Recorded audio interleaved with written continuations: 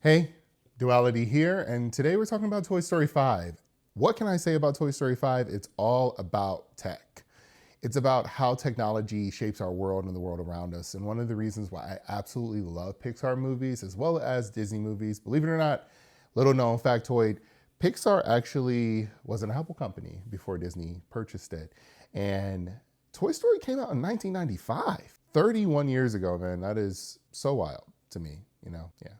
Anyway, focusing back on my math may be a little bit wrong here, but y'all get the gist of it. I was 5 when that movie came out. No, I think my math's right.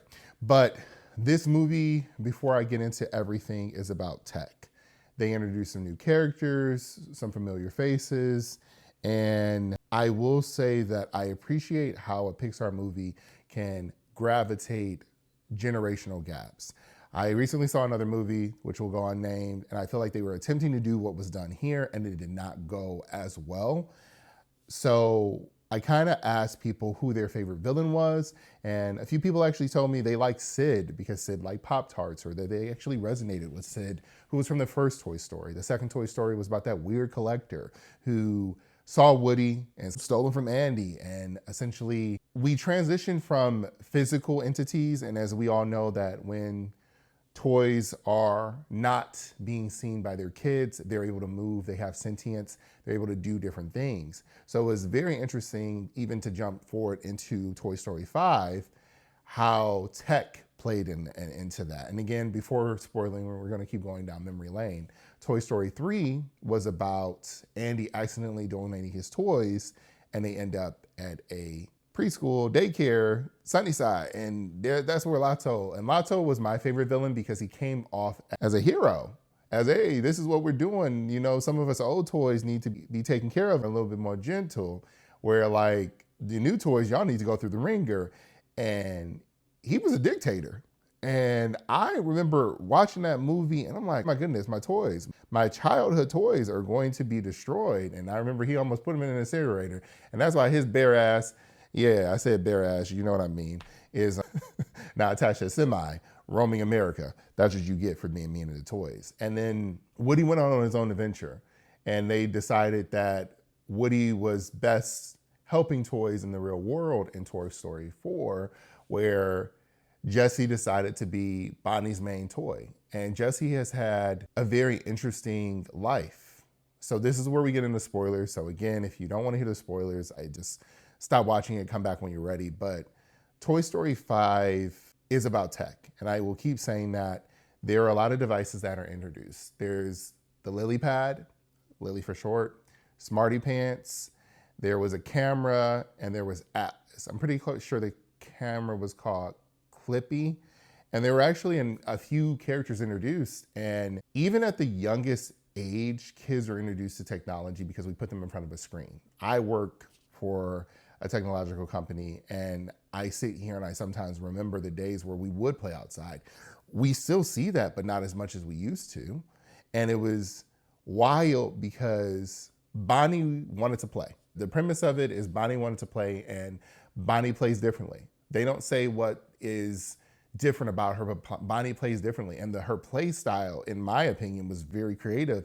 How she was doing this, and then she's like, this person got poisoned. And I'm just like, okay, that's so cute at an 8 or 9-year-old type of attention span to have that creativity. Because I remember I used to play with my action figures, and I would have like different simulations, and they would go on different missions, and they would transform like Power Rangers. And I would run in my room like, oh my goodness, I see you. You're a toy. You moved. I didn't leave you like that. That was very much who I was as a kid. So to see that, and to see it kind of like morphed into what's the reality is, because I grew up when we had dial-up. I grew up in the early 90s, early 2000s, before we had, when you was on the phone, if you were on the internet and somebody called, your phone call would interrupt the internet and it would kick you off. And it was American Online. It would like, and go through all of these changes. And then eventually, you've got mail. You'd hear that. And then if somebody got a phone call of like, goodbye, it didn't matter if he was doing research or whatever else. Could you imagine that to this day, that if you got a phone call when you're on your phone and your internet just stopped working, your GPS stopped working, I think kids would freak out. So that's neither here nor there. I just wanted to bring that up. that the premise of the movie is tech has came in and there were kids. Jessie has taken on the role of Woody. She essentially is the new Woody, and she's like, I want to make sure that Bonnie makes a friend. And there are different storylines in this movie where you can tell that different things are happening simultaneously, and two things can be true at the same time. LilyPad, even though LilyPad was technology, it wanted to help Bonnie, but it only knew how to help Bonnie in the way that it knew how to help Bonnie. Jessie knew, because she's actually had two kids, how to genuinely help people. And in the movie, it opens up without, which kind of shocked me, it opened up without like a little short. You know how Pixar always does shorts?